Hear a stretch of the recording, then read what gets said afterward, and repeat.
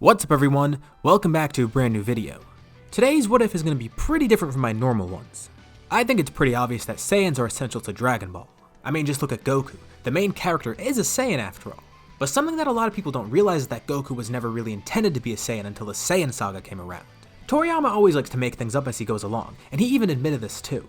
He never thought of Goku as an alien until the Saiyan saga rolled around, and in terms of the Ozaru transformation, that was just supposed to be a Goku transformation, not some trait of the Saiyans. So after seeing this I was thinking, what if we did a scenario where Saiyans didn't exist at all, if Dragon Ball continued with Goku actually still being a human? Just a weird monkey boy. And in terms of the rest of the Saiyans, none of them exist either. For this video, let's set a like goal of 3,000 likes. Once we hit that, I'll continue with another part to the series. Anyways, let's begin.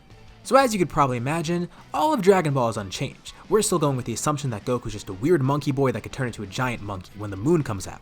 And in the world of Dragon Ball, that isn't really that weird, it's pretty average actually.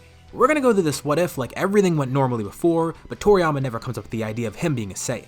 So yeah, technically we could remove some stuff from Dragon Ball, but there's no real point in doing that. We could keep it just as is. And instead, we'll start off from the Saiyan saga, or I guess what's supposed to be in place of the Saiyan saga since they don't exist. As you'd expect, Dragon Ball Z would start very differently. Gohan is still born here. He has his monkey tail and all, but he's not a hybrid Saiyan. He's just a human with a tail. Ozaru, aka Great Ape, is still going to be a thing here too. That way we can keep things more interesting. Goku's friends tell him to come to Kame House. They want to have a reunion since it's been a long time since they've seen each other. Gohan joins Goku and the two head over there. Goku arrives happy to see Bulma, Roshi, and Krillin again, and nothing else really happens. Just like they intended from the start, this is a normal reunion. Nothing goes wrong at all. Raditz never shows up because no Saiyans exist. It's a pretty peaceful and happy reunion. A lot of you are probably wondering about Goku's strength as well as Gohan's. We're going to keep Goku the same strength as well as Gohan. Technically, Goku would be weaker if he just was a normal human, but even if he isn't a Saiyan, he's not going to be a normal human here either. Remember, we're going through this like everything in Dragon Ball happened as normal, except Goku was never said to be a Saiyan later on. So everything from there is fair game. Goku's power boosts fit retroactively with him being a Saiyan, but really they were never intended that way. There was no such thing as Zenkais for him back then, and it was basically how he grew just as a human alone. So Goku's going to stay the same. As for Gohan, we'll keep his rage boosts too. We're not going to see that just yet, but again, it's something to keep him a little more unique from the other characters.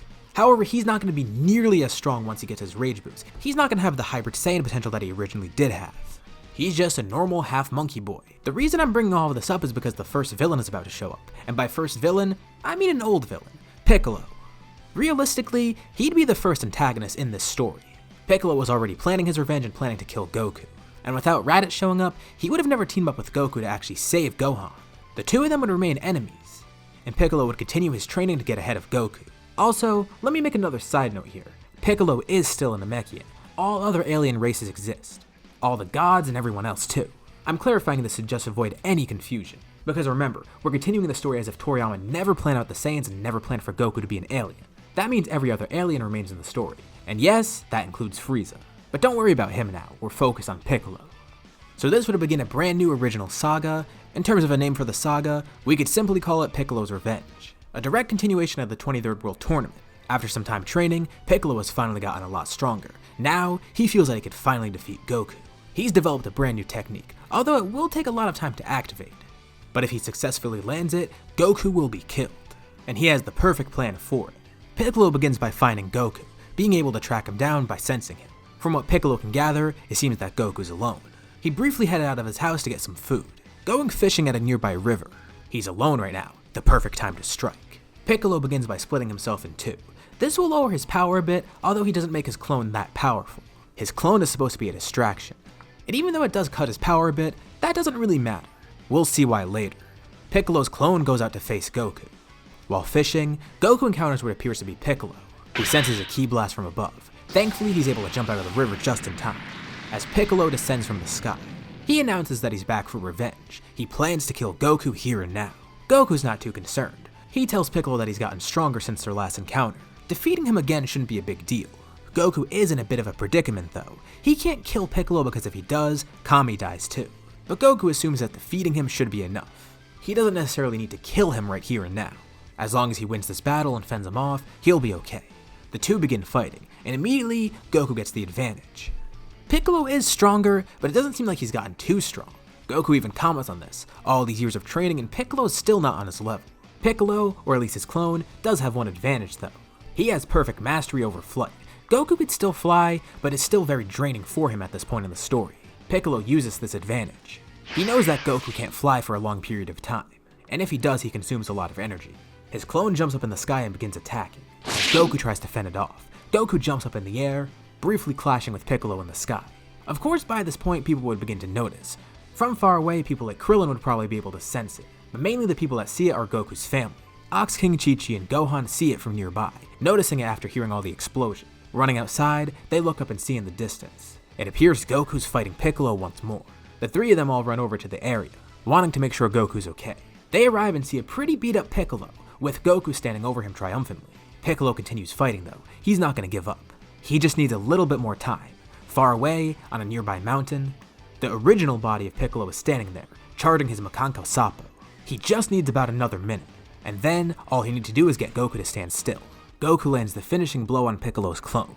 As his family watches on, Goku tells Piccolo that he can't win, warning him to leave immediately. As one last distraction, Piccolo charges up a Ki Blast, flinging it right at Goku, who is easily able to defend against it. But as Goku puts his arms back down to his side, he sees Piccolo jumping right at him, grabbing onto Goku. Goku begins elbowing him, trying to release himself. As Piccolo tries to bulk himself up to hold onto Goku even longer, Goku's getting annoyed now. He knows that Piccolo's not going to win this. And just as he's about to release himself, they see something nearby. Faster than anyone can react, a beam of energy comes down from a nearby mountain. The real Piccolo has charged up his attack long enough. Piccolo's clone holds onto Goku, with the beam first going through him, then coming out of Goku's chest. The plan worked. Goku falls to the ground gravely injured, as Piccolo then descends on the area, merging back with his clone once more. He mocks Goku for letting his guard down. This is what he gets from disrespecting the great Piccolo. In an outburst of anger, Gohan jumps towards him and begins attacking. Piccolo's actually surprised at the strength of this child, but still, it's nothing in comparison to him. He's caught off guard and hit a few times, but as Gohan keeps attacking him, Piccolo grabs onto him midair. With one hit, he knocks Gohan out, and before dropping him to the ground, he notices something interesting. On Gohan's head there's a Dragon Ball. Piccolo's getting quite the bargain here. He gets to kill Goku, and he gets a Dragon Ball. He takes the Dragon Ball away, departing the area as he laughs. Now that he's gotten his revenge, he can go and seek world domination. He already has one Dragon Ball, and he's glad that this gave him this new idea. Goku's family watches on helpless as he dies, with everything in the world now seeming doomed.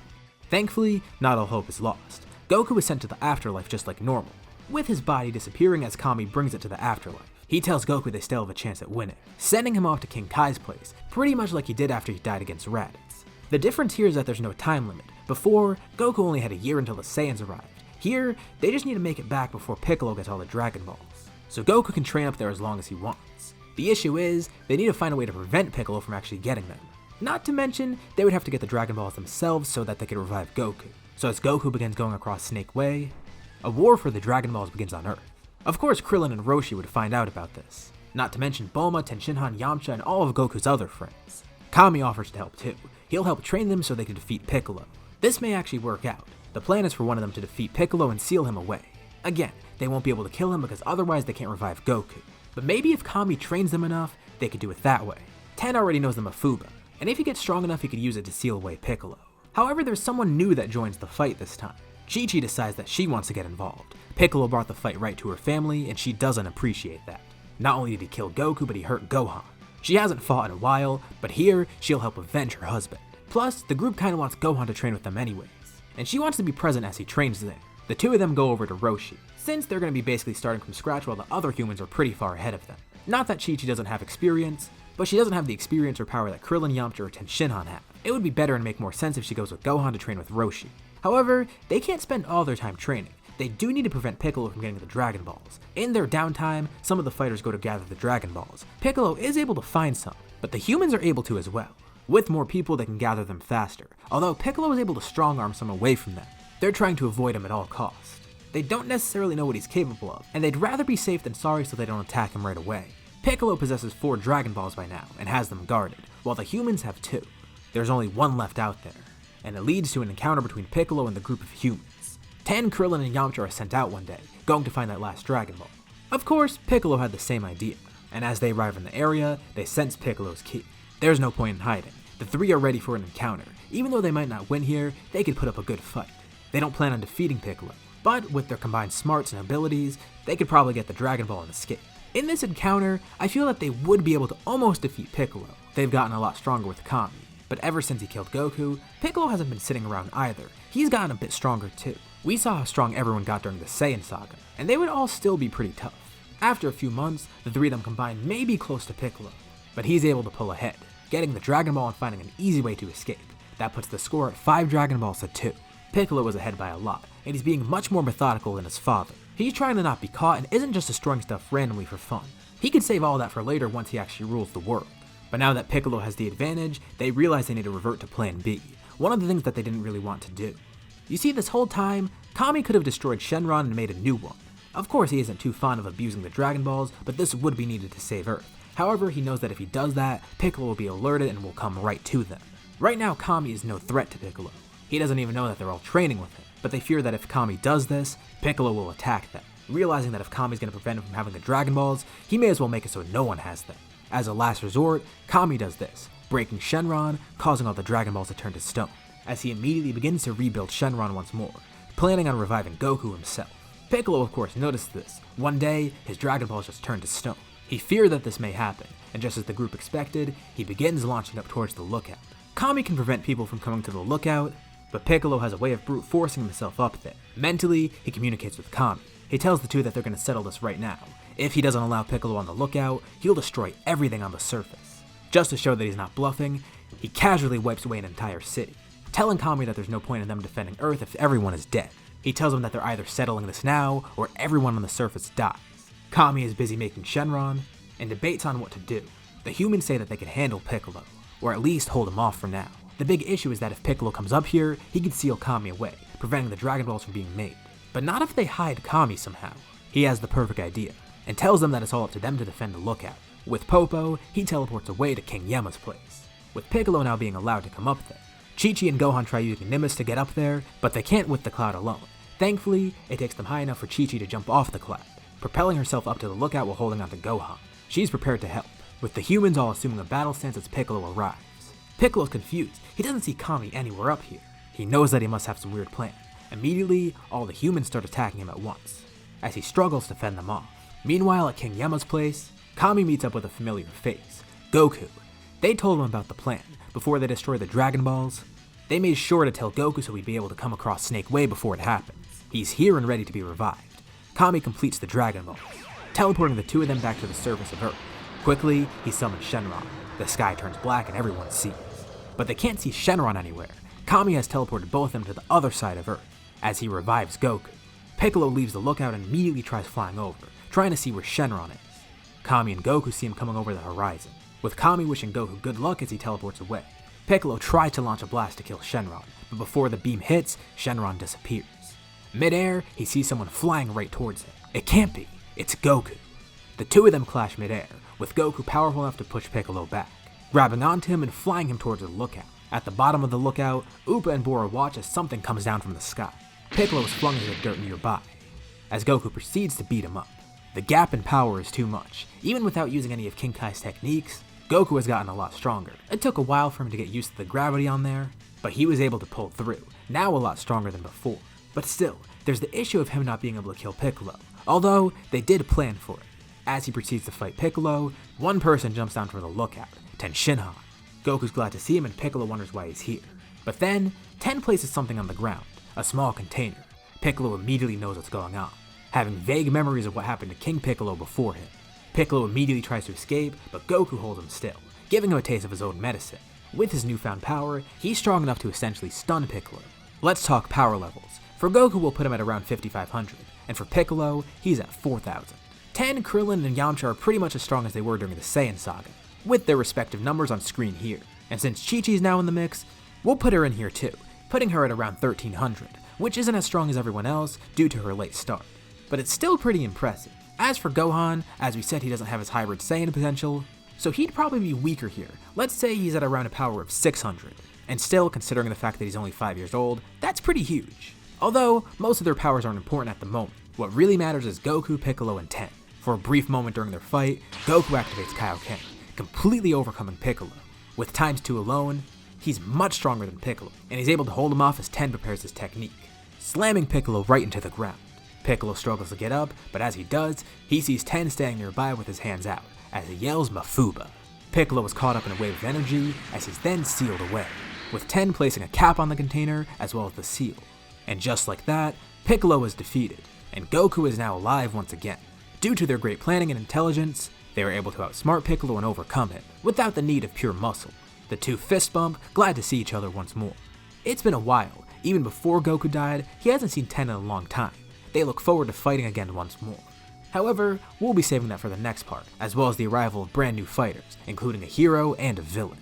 This is where we'll leave off for now. So, what do you guys think will happen next time? How do you think things will go in the story now that Saiyans don't exist? When do you think Frieza will come into play, if at all?